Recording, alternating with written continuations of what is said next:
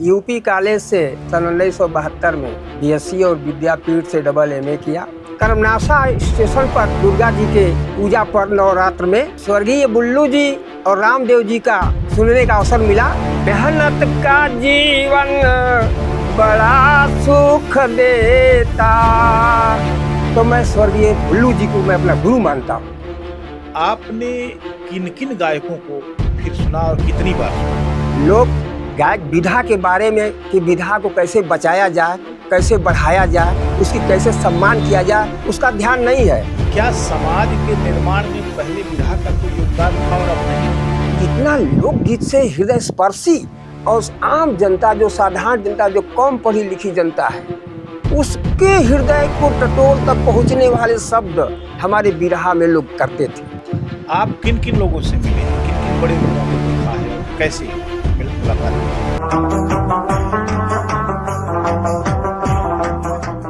सांस्कृतिक इतिहास में दो तरह के पात्र होते हैं। एक प्रत्यक्ष पात्र होते हैं जिनके ऊपर घटनाएं घटती हैं, और दूसरे अप्रत्यक्ष पात्र होते हैं या परोक्ष पात्र होते हैं जो घटनाओं को देखते हैं। जब हम बिरहा जैसी सांस्कृतिक विधा की बात करते हैं तो इसके कई घटक हैं जो बिरहा के इतिहास को संयोजित करते हैं और जिनके साथ मुलाकात किए बगैर और जिनसे बात किए बगैर बिरहा का इतिहास बंध नहीं सकता। अगर गायक और कवि उसके प्रमुख घटक हैं तो साजिंदे बाजिंदे और ड्योढ़िहारे भी उसके एक घटक हैं जो देखते हैं, लेकिन जो सबसे बड़ा घटक है वो है आयोजक और श्रोता। कहावत में कहा गया है कि कापर करूं सिंगार पिया मोर आन्हर। अगर बिरहा के श्रोता ही नहीं होते तो बिरहा कितना बड़ा हो गया होता इसको कोई कह सकता है? बिरहा होता भी कि नहीं होता इसको भी कोई नहीं कह सकता। इसलिए श्रोताओं की जो भूमिका और महत्व है वह बहुत ज़्यादा है। श्रोता ऐसे ऐसे हैं जिन्होंने गायकों को बहुत करीब से देखा है और उनके बारे में वे ऐसे ऐसे अनुभव सुनाते हैं जो स्वयं समकालीन गायकों को भी नहीं पता। पिछले दिनों गाजीपुर के चोचकपुर इलाके के लालजी यादव मिले जो सिंचाई विभाग में इंजीनियर थे, और उन्होंने कहा कि पंधारी दादा से उन्होंने न केवल दर्जनों बार मुलाकात की है बल्कि उनके कई फ़ोटो खींचे हैं।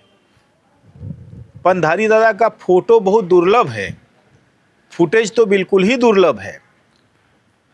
और उन्होंने यह भी बताया कि रमन अखाड़े के महान गायक बिरजू यादव को उन्होंने बहुत करीब से देखा है और उनको सुना है, और बताते हैं कि बिरजू जैसा सुंदर और लहीम शहीम व्यक्तित्व बिरहा में अभी तक नहीं हुआ दूसरा।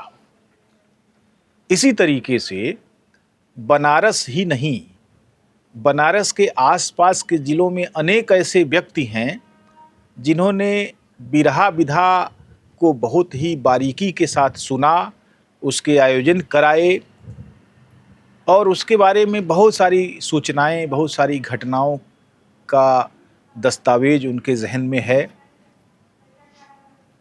ऐसे ही एक व्यक्ति चंदौली निवासी शिव बच्चन सिंह जी हैं जो कि पेशे से अध्यापक रहे हैं।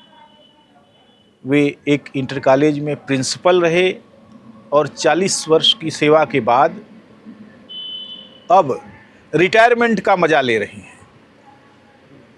और रिटायरमेंट का मज़ा बैठकर पोते पोतियों को खिलाते हुए नहीं ले रहे हैं, बल्कि सांस्कृतिक आयोजनों में भागीदारी करते हुए ले रहे हैं। तो आज हम उन्हीं से रूबरू हैं कि उन्होंने अपनी जीवन यात्रा जब शुरू की तो उनके जीवन में बिरहा कब आया। प्रिंसिपल साहब नमस्कार।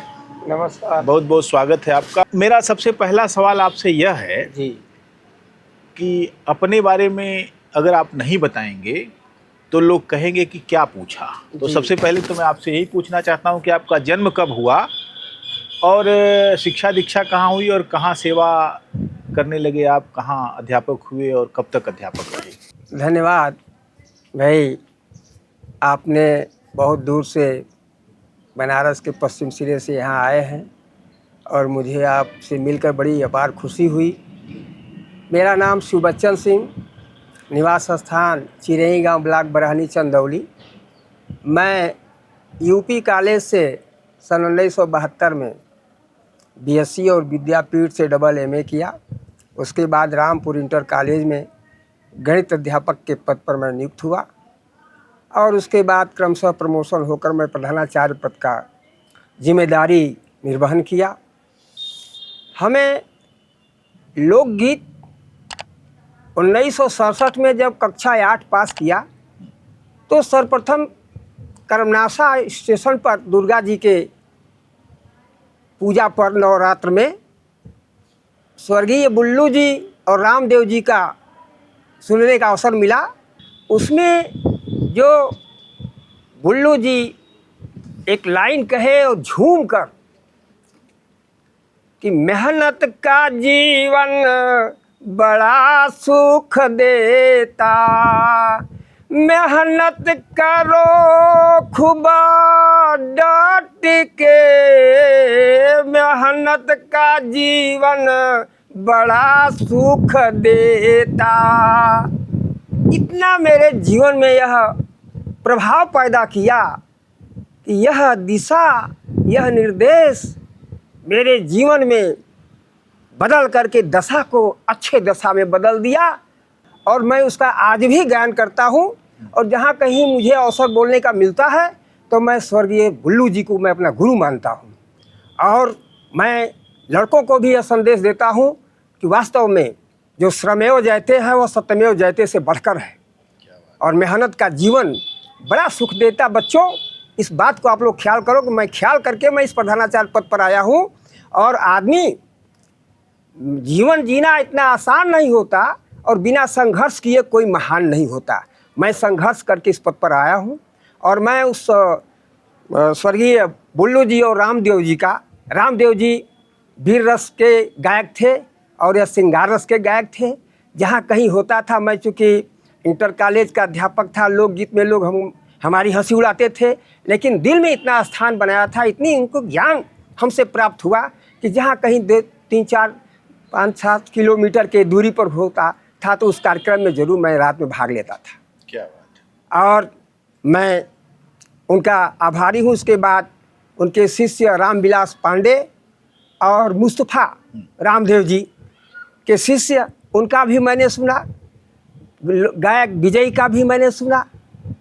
हम रामपुर इंटर कॉलेज में पढ़ा रहे थे उस समय। मुसई कवि जी, उनका नाती एक पारसनाथ बिन कक्षा 8 में पढ़ रहा था तो मैं साइंस और गणित पढ़ाता था तो प्रायः मैं मारता पीटता था। तो उसको कह दिया कि बिंद का हाल गोविंद नहीं जाने। और यह जाकर वह बाबा से कहा, वह मुसई जी मेरे यहाँ आए और कहे वो कौन है शिवबच्चन सिंह जो कहते हैं बिंद का हाल गोविंद नहीं, बिंद माने है क्या। और उन्होंने बिंद की व्याख्या इतनी ज़बरदस्त की है कि मैं आज भी उसका सही व्याख्या नहीं कर पाऊँगा जो उन्होंने व्याख्या कर दी। क्या बात है। इसलिए मैं उस मुसई कवि का आज भी मैं शब्दों का मैं गुलाब हूँ। मैं क्या कहूँ। इसके बाद बहुत लोग आए। आज के दुनिया के, आज के समाज वातावरण के जितने भी लोग गायक हम देख रहे हैं, लोगों को रिझा रहे हैं। संस्कृति से हट करके चरित्र का उसमें कोई निर्माण ही नहीं हो पा रहा है। हमारा तो बुल्लू जी का हमारे जीवन में दिशा निर्देश बदलने से मेरे को यह लगा कि वास्तव में अगर लोकगीत लोग सुने तो वास्तव में उनका जीवन का दिशा और दशा दोनों बदल सकता है। लेकिन आज के गवैया इतने, जैसा चित्र वैसा चरित्र, जैसा वो गीत गाएंगे उनका चरित्र भी वैसा बनेगा। इसलिए मैं चाहूँगा कि ऐसे लोग गीत गायकों का समाज में बहिष्कार किया जाए। जैसे एक अच्छी बात यह है कि आपको सौभाग्य प्राप्त हुआ कि आपने हीरा बुल्लू के रूप में बिरहा के हिमालय से साक्षात्कार कर लिया। लोग जो है भींटा देखते हैं और उसी को पहाड़ मान बैठते हैं। तो आपने तो हिमालय देख लिया पहले ही मुलाकात में, पहले ही प्रयास में आपने हिमालय देख लिया। और बिरहा की वह फिलॉसफी जी जो गायकों के शब्दों से निकलकर श्रोताओं के मन तक पहुंचती थी, उससे आप इतने गहरे जुड़ गए कि आपके जीवन की दशा बदल गई, जी दिशा बदल गई। बिल्कुल बिल्कुल। आपने किन किन गायकों को फिर सुना और कितनी बार सुना? देखिए, राम प्यारे सिंह थे, उनकी भी गायकी मैंने सुना है, और विजयी। उसके बाद वो गीता, कोई महिला बिहार की, त्यागी। गीता त्यागी, और उनके समकक्ष और कोई था, उसका भी मैंने सुना। लेकिन बाद में सुनने से मैं कतराया, इसलिए कि हमारे इतने पढ़ाए हुए छात्र और मैं वहाँ संस्कार विहीन गाने को सुनूं, मेरे स्वभाव के विपरीत था, अनुशासन के विपरीत था, इसलिए मैंने बहिष्कार कर दिया। जहाँ कहीं पुराने लोग गायकी करने आते हैं, मैं वहाँ ज़रूर जाता हूँ। हमारे श्री राम भाई राष्ट्रपति सम्मान से सम्मानित हैं, वहाँ जब गाते हैं मैं ज़रूर जाता हूँ, क्योंकि इनके गायन में संस्कार 100% भरा है। पहले भी श्रृंगार और वियोग दो मुख्य जो है भावनाएं थी जो गायक गाते थे, हैं? और बुल्लू बड़े रसदार तरीके से गाते थे कि हमरे दुल्हन के कटलेस चुनवा खुनवा चुई चुई जाला ना, हैं? और रामदेव भी गाते थे कि पियवा के जान के हम पियरी रंगवली रे सखिया, पिया मतलबवा का मीत पीरित ले भागल रे सखिया। तो उस समय श्रृंगार और जो प्रेम था विरह में था, मुख्य जगह पर था, धुनों में था, और प्रेम के गाने भी लोगों ने गाए। उत्सर्ग की भावना थी, त्याग की भावना थी, और बाद में अच्छा उसमें दैहिकता भी थी, इहलौकिकता भी थी, लौकिकता भी थी, सब कुछ था। उसकी एक बड़ी फिलॉसफी थी। बाद में ये चीज़ें किस रूप में विकृत होने लगी, आपको कैसा लगता है? देखिए, पहले श्रृंगार रस बुल्लू जी का और वीर रस रामदेव जी का। वो वीर रस प्रायः राष्ट्र से संबंधित उनकी गायन का काम होता था, और ये वीर रस और ये श्रृंगार रस में, और उसके साथ अलंकार भी, अलंकार की छटा तो हम बहुत ही प्रभावित होते थे। अनुप्रास अलंकार क से शुरू हुआ तो क से 2-3-4 लाइनें चल रही, क्या तमाशा है। म से शुरू हुआ, हम तो बिरहा भूल गए हैं, लेकिन उस समय था, लेकिन लाइन याद नहीं है कि मोर सरसों तरई कैसे तो था ना, कि घुसता जा रहा है। तो अनुप्रास की छटा और रस की छटा, वो लोग हमारे जैसे मुसई कवि वह अधिक बोलते नहीं थे, बिल्कुल शांत प्रिय रहते थे। जहाँ कहीं रहते थे चादर ओढ़ करके बस मौन रहते थे, वो सोचते थे। आज के कवि क्या कर रहे हैं कि जो पाश्चात्य सभ्यता की जो भद्दे से भद्दे गाने, जिनको कि बड़े लोग बुजुर्ग लोग नहीं पसंद करते हैं, और आज की युवा उसको सुन करके पथभ्रष्ट हो रही है, दिशाविहीन हो रही है, अपने लक्ष्य से हट रही है। फिर भी उन लोगों को खुश करने के लिए आज के गायक लोग व्यवसाय बना लिए हैं। वो किसी अपने लोग गायक विधा के बारे में, कि विधा को कैसे बचाया जाए, कैसे बढ़ाया जाए, उसकी कैसे सम्मान किया जाए, उसका ध्यान नहीं है। केवल उनको यह है कि युवाओं को चिढ़ाया जाए, युवाओं को ऐसा आकर्षित किया जाए कि वो अधिक से अधिक पैसे दें, और भद्दा से भद्दा गाना सुना करके लोगों से तालियां लूटने के चक्कर में रहते हैं। पहले कला से पैसा लोग कमा लेते थे, जीवन चला लेते जी। बाद में कला से इतर चीजें जी। आई, नाचना गाना, फुहड़, वक्तव्य, भड़ैती और अश्लीलता, जी इससे पैसा कमाने लगे। जी जी लेकिन एक आपका दौर था, जी अब आप लगभग समझ लीजिए कि 76 साल के हो गए हैं। जी। इन 76 सालों में मुझे लगता है कि 50 वर्ष आपका जो है जी बिरहा को देखते सुनते बीता है। जी जी दिलचस्पी आपकी गहरी रही है। जी। क्या समाज के निर्माण में पहले बिरहा का कोई योगदान था और अब नहीं है?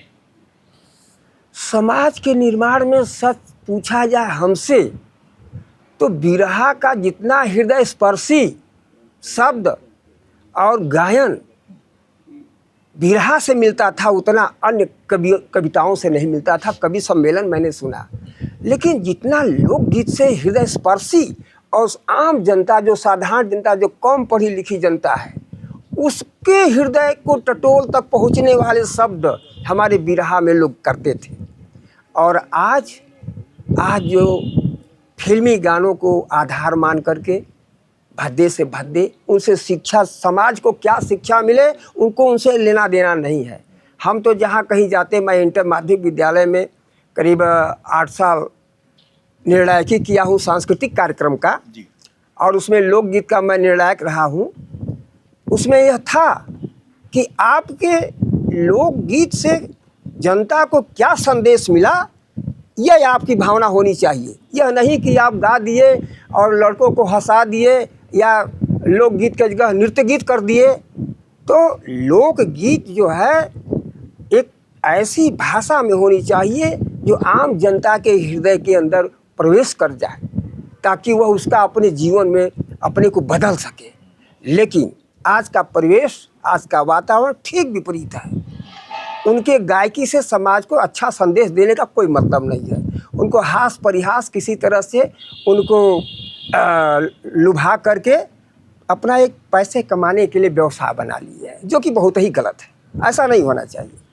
प्रिंसिपल साहब, एक चीज़ बताइए, पहले बनारस का दायरा इतना बड़ा था कि भदोही और चंदौली एक था, इसी में था। 90 के दशक में जब चीज़ें बदलना शुरू हुई तो ये जिले अस्तित्व में आए। जी, बनारस बिरहा का केंद्र रहा है। बनारस में गुरु बिहारी ने जो शुरुआत की बिरहा की परंपरा का जी, की शुरुआत की, तो उनके 14 शिष्य इसी दायरे में बने, जिसमें जो चंदौली का भूगोल है आज की डेट में, जी, उस समय बहुत उर्वर था। जी, बहुत सारे गायक, बहुत सारे कवि, बहुत सारे साजिंदे, बहुत सारे धुरंधर श्रोता सब यहीं इलाके में रहे। जी, जी, जी। आप किन किन लोगों से मिले हैं, किन किन बड़े लोगों को देखा है और कैसे मुलाकात हुई? वैसे मैं अध्ययनशील छात्र रहा हूँ और जिस विद्यालय में रहा हूँ उसमें अधिक से अधिक समय मैं देता था। मेरे पास इतना समय नहीं था कि लोगों से मिलूं।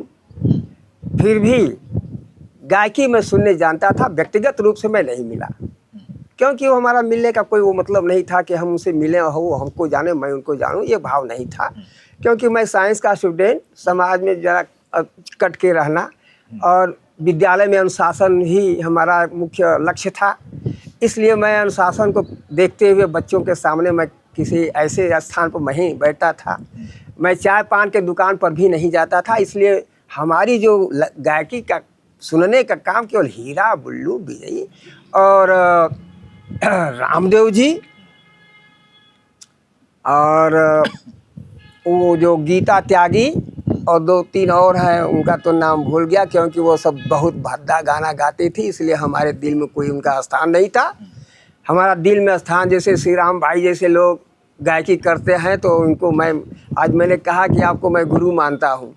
करे तो भाई आपका जो प्रश्न है, मैं अधिक लोगों से संपर्क नहीं कर पाया हूँ। बहुत अच्छा, बहुत बहुत धन्यवाद। आपने कम ही बातें की लेकिन बहुत सारगर्भित और अच्छी बातें कहीं, और ख़ास तौर से बिरहा की प्रभावशीलता के बारे में जो बात आपने कही दी, बिरहा की प्रभावशीलता के बारे में जो बात आपने कही वो बहुत महत्वपूर्ण है। उसकी फिलॉसफी को मजबूत करती है। और उसकी एक बात जो सामने आती है वो यह है कि आज अगर बड़े गायक पैदा होंगे समाज में, तो शायद समाज को नया बनाने का सपना भी पैदा होगा। बिरहा इतनी बड़ी भूमिका निभा सकता है। जी, जी। मैं आज की बातचीत के लिए, समय देने के लिए आपका बहुत आभारी हूँ। नमस्कार। बहुत बहुत धन्यवाद, आपको भी नमस्कार।